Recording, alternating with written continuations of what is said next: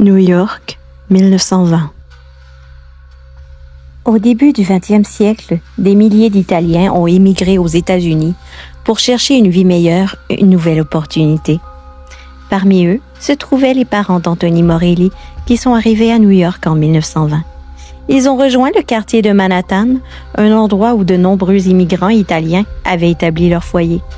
Ces nouveaux arrivants étaient confrontés à de nombreux défis. Ils devaient apprendre une nouvelle langue, s'adapter à une culture différente et surtout trouver un travail pour subvenir à leurs besoins. La plupart des Italiens ont travaillé dans les usines de textiles, des usines de chaussures, des ateliers de confection ou encore comme artisans. Les conditions de travail étaient difficiles, mais ils étaient prêts à tout faire, ce qu'il fallait pour réussir dans leur nouveau pays. Mais malgré les difficultés, les Italiens ont continué à persévérer. Ils ont travaillé dur, économisé de l'argent et ont construit leur propre communauté dans la grande ville de New York.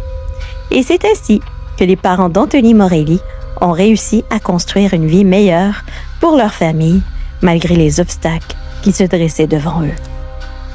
En 1920, les parents d'Anthony Morelli, comme tant d'autres immigrants, ont posé les pieds sur le sol de Manhattan, New York, avec l'espoir de bâtir un avenir meilleur pour leur famille.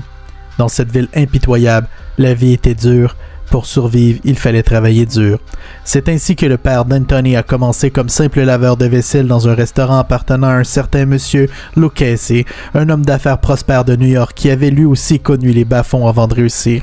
Un soir, le père d'Anthony fit la rencontre de monsieur Lucchesi, qui lui offrit un petit boulot de nuit au port pour débarquer des cargaisons. Morelli père ne posa aucune question et exécuta le travail. Il effectua ce boulot 2 à 3 fois par semaine, en plus de laver la vaisselle dans un restaurant. Lucchesi apprécia l'attitude et la volonté de Morelli père, et c'est ainsi que les deux hommes se lièrent d'amitié. Certains ont prétendu que Morelli père était impliqué dans les activités de la mafia italienne de New York dans les années 1920, mais il n'y a jamais eu de preuves concrètes à ce sujet. Ce que nous savons en revanche, c'est que Morelli père était un homme travailleur et dévoué, prêt à tout pour subvenir aux besoins de sa famille, et c'est cette éthique de travail qui a peut-être attiré l'attention de M. Lucchesi. Il est évident que M. Lucchesi a été séduit par la volonté et l'attitude de Morelli père, car il lui a offert un poste de soldat dans son organisation. C'est ainsi que Morelli a gravi les échelons, devenant finalement un capot respecté au sein de l'organisation. Malheureusement, cela a peut-être ouvert la voie à des activités criminelles dans la famille Morelli. C'est quelque chose que son fils Anthony allait bientôt découvrir à ses dépens. En 1944, Anthony Morelli, fils d'un capot de la mafia italo-américaine, a rejoint l'armée pendant la Seconde Guerre mondiale. Il s'est distingué par son courage, sa bravoure et son sens de l'initiative. Il est revenu aux États-Unis avec plusieurs médailles, mais il a quand même eu du mal à trouver un emploi stable en raison de son tempérament impulsif et de son manque d'éducation formelle. Cependant, sa rencontre avec Maria Gambini, la fille du parrain de la famille mafieuse Gambini, a changé sa vie. Ils sont tombés amoureux et se sont mariés.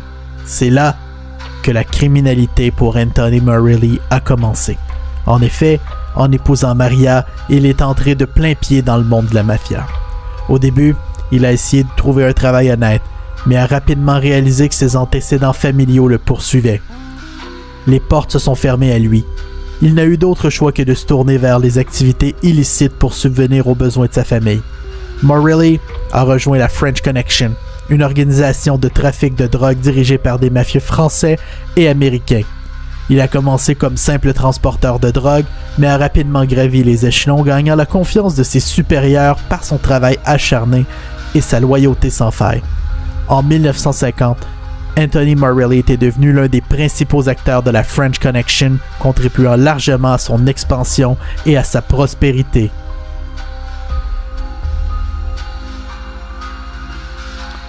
En 1948, Walter Hector Strauss rencontra Anthony Morelli pour la première fois à Marseille. À la tête de Strauss Pharma, Walter Hector cherchait à élargir les marchés pour son entreprise. Les détails de leur rencontre en 1948 restent empreintes de mystère.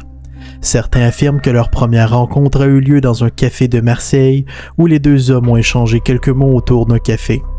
D'autres sources évoquent une rencontre plus informelle, lors d'une soirée organisée par des amis communs. Quoi qu'il en soit, leur rencontre a été décisive. Dès leur première conversation, ils ont découvert une passion commune pour les affaires et le commerce international. Ils ont échangé leurs idées et leurs projets, se découvrant des points communs dans leur approche de l'entrepreneuriat. Leur relation s'est développée rapidement.